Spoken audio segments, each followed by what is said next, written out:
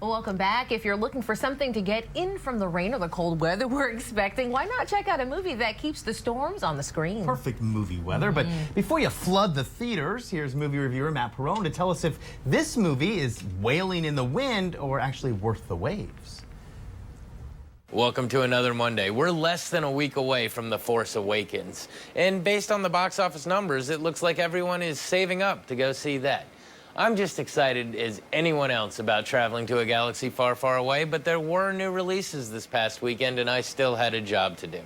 I went and saw the #2 movie of the weekend, coming in just behind Mockingjay. So here's my take on In the Heart of the Sea, the whale tale based on the true story that inspired Moby Dick. Our story begins with Herman Melville tracking down Tom Nickerson, the cabin boy and last survivor of the Essex, a whaling ship that sunk in 1820. He's looking to write a great novel, and after much negotiating, he spends a night listening to the story. Flashback to the voyage. The whaling ship Essex is preparing to set sail with a goal of 2,000 barrels of whale oil. Owen Chase, played by Chris Hemsworth, is expecting to be made captain, but instead becomes first mate to George Pollard, an unexperienced captain born into the company. As they set sail, tensions mount immediately as the captain steers them into a storm, crippling their boat. Instead of returning for repairs, the two continue on, hoping to be done soon and rid of each other forever. As the time passes, the oceans appear to be fished out of whales, and the ship sails around South America to the Pacific. Upon stopping for provisions, the crew hears a tale of an area where there are hundreds and hundreds of whales, but it is guarded by a white demon whale. Unconcerned, the crew sails to the area to find whales aplenty, but upon setting after them, the monster from the tale makes his appearance. White and nearly 100 feet long, the monster easily destroys a whaling boat and attacks the Essex, damaging it beyond repair and sending it to the bottom of the sea. As the movie progresses, we see the members of the crew suddenly have several battles before them, and all are a matter of life and death. Not only are the elements an adversary, but they have to deal with rationing of food and water, along with a monster whale who is not yet done exacting his vengeance. As the days pass and the crew drifts, we see what men are capable of in desperate situations. We see how feuds can erupt and mend, all based on situation, and we get a look at how even back then, corporations controlled the masses. It is definitely a survival story that will have you questioning the outcome until the very end. So, Star Wars, The Force Awakens.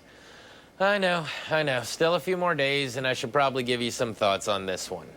Upon seeing the film, I found it interesting that it's based on a true story. So I went to the internet, looked it up, and the movie does accurately portray the events of the Essex whaling ship, which I found surprising because I was forced to read Moby Dick in high school, but never heard this story that inspired it.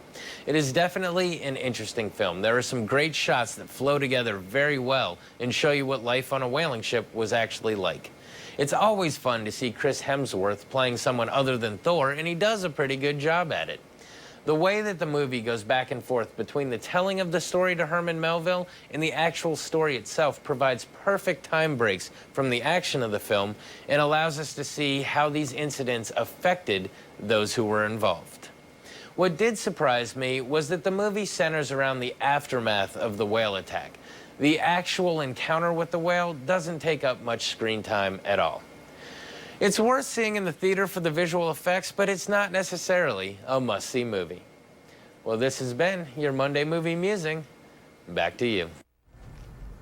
All right, so it won't go at the top of the list. Not at the top, but you know it's based off a true story. Right. So Yeah, that in itself makes it interesting. Sure. Yeah. Keep it right here. We have one last look at your interesting 7-day forecast. Oh, yeah. That's coming up next live from Main and Gervais.